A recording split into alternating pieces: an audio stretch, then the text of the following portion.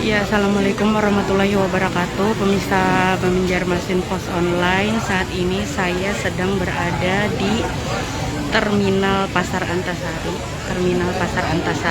Kota Banjarmasin, yang mana pada pagi hari ini sejumlah buruh, sopir ataupun juga ojol dan warga di sekitar Pasar Antasari, Kota Banjarmasin dilakukan pemeriksaan karbon monoksida dan juga mendeteksi dini gangguan kejiwaan gitu. Ini tepat di terminal ya, dalam rangka ini rangkaian peringatan Hari Kanker.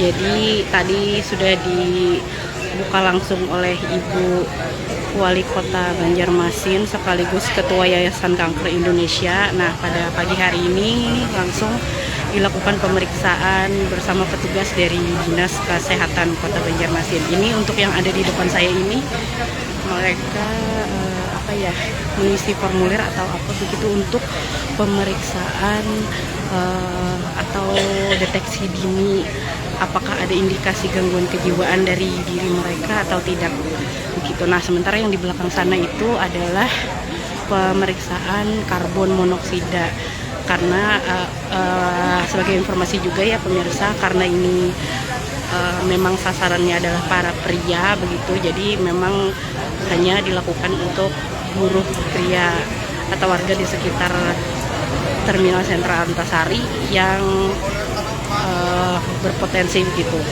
seperti mereka yang perokok dan juga yang terpapar asap-asap mulai dari knalpot, angkutan di sekitar sini. Makanya dilakukan pemeriksaan kepada warga. Jadi hari ini kita mengadakan kegiatan penyuluhan ya, dan juga pemeriksaan emisi karbon monoksida pada sopir dan pekerja-pekerja di lingkungan Terminal Antasari. Ini adalah rangkaian dari peringatan Hari Kanker Sedunia. Kita memberikan pelayanan ini supaya menumbuhkan kesadaran tentang pencegahan kanker, khususnya terkait kanker paru ya, karena di sini ada peran dari polutan yang mengandung karbon monoksida. Kemudian juga edukasi umum ya tentang pencegahan kanker. Nah, harapan kita para sopir, ojek maupun siapapun yang bekerja di lingkungan Terminal Antasari tahu dulu, karena dari hasil pemeriksaan ini mereka dapat gambaran, oh begini loh, apa sudah ada pengaruh karbon monoksida di paru-parunya sekian. Kalau di atas standar itu sudah tentu harus menjadi peringatan ya, supaya mereka berhati-hati, termasuk juga mengurangi merokok. Kalau standarnya berapa? Nah, kalau laki-laki itu harapannya tidak lebih dari 30 ppm ya, tidak lebih. Yang normal kan angka 1 sampai angka 6. Kalau perempuan itu angka 1 sampai 3 ya. Nah, ini tadi saya melihat di antara beberapa sopir atau yang bekerja di lingkungan ini, ada yang sudah di atas 30. Nah, ini kan harus benar-benar menjadi perhatian. Jadi ya, artinya kan sudah ada pengaruh nih karbon monoksida di paru-parunya ya. Tentu itu sudah ada aktivitas yang maksudnya yang bisa menimbulkan resiko penyakit paru pada umumnya ya, penyakit paru obstruktif misalkan, termasuk sampai ke kanker. Nah, harapan kita kan tidak terjadi, karena kalau sampai ada kanker tentu ini akan menjadi beban secara ekonomi. Sepertinya lebih mudah mengurangi merokok, kemudian mencoba memakai masker ya. Sebenarnya kemarin pas pandemi kita diajari pakai masker itu sudah luar biasa. Sebab kalau kita bisa menjaga ya, apalagi mereka yang bekerja di lingkungan yang beresiko tinggi ini gitu. Terus kalau rokok, tadi dari komunikasi saya dengan beberapa yang berpisah, ada yang merokok memang 1 hari 2 bungkus gitu kan. Berarti ya memang harus mulai mengurangi aktivitas merokok. Nah, dengan angka yang tinggi di atas 30 tadi Bu, mungkin masyarakatnya tindak lanjutnya seperti apa? Pemeriksa ke puskesmas atau bagaimana Bu? Ya, tentu kita berharap dia setelah mendapatkan informasi tentang kondisi emisi karbon monoksida pada badannya, dia mau memeriksakan dirinya. Apalagi kalau sudah sampai ada keluhan, misalkan sering batuk ya, atau sesak-sesak napas, nah jangan ditunda. Ya, paling penting jangan sampai ada keluhan-keluhan terkait paru ya, supaya jangan sampai masuk ke kanker. Ya, siap. Kalau untuk kasus kanker di Banjarmasin berapa? Oh iya, kita ini sedang mengupdate ya. Ada berapa? 526 di tahun 2022. Itu kanker paru aja loh itu di kota Banjarmasin. Jadi memang ya kalau pada laki-laki kanker paling banyak itu kanker paru dan kanker kolorektal atau usus ya, usus besar. Jadi hati-hati. Kemudian kalau perempuan yang paling banyak kanker payudara dan kanker leher rahim atau serviks. Jadi harus jadi perhatian kita semua. Itu didominasi oleh apa Bu faktor penyebabnya? Kalau paru memang ini faktor polutan ya, karbon monoksida termasuk aktivitas perokok ya. Lain-lainnya adalah pola konsumsi, kemudian kurangnya aktivitas fisik ya sehari-hari itu juga berpengaruh. Selain memang di antara mereka mungkin ada punya riwayat di dalam keluarga. Tapi riwayat dalam keluarga saja tidak otomatis menyebabkan kanker itu muncul.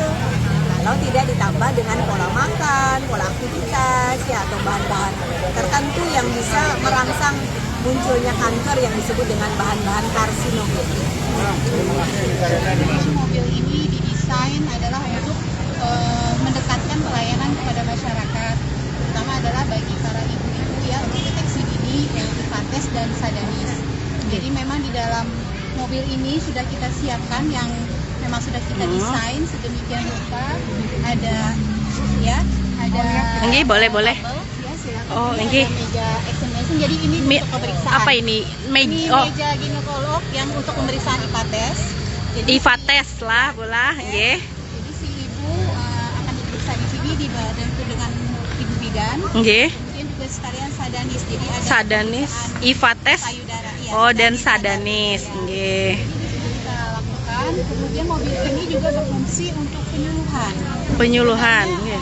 ada apa namanya, kita sebenarnya punya apa itu namanya, alat untuk edukasi ya sebenarnya. Oh, nggih, yang inilah. Ya mohon maaf ini agak masih berantakan ya karena Nggih. itu.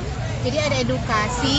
Jadi kita sekaligus bisa memberikan edukasi kepada masyarakat. Oke. Jadi ada apa namanya, ada layar LCD ya. LCD, yang nggih. disiapkan juga untuk membantu proses dari pemberian penyuluhan. Oke. Jadi inilah kenapa kami sangat ibaratnya sangat antusias terhadap mobil ini, karena ini adalah berfungsi untuk membantu masyarakat yang di daerah-daerah itu kecil yang bisa kita hanya lewati dengan mobil kecil, Nggih. bisa kita berikan pelayanan untuk IFATES sehingga lebih dekat lah dengan masyarakat. Nggih. Mungkin ditambahkan dengan Dokter Bani, silakan. Oke, nggih. Nah, mungkin enggak apa-apa.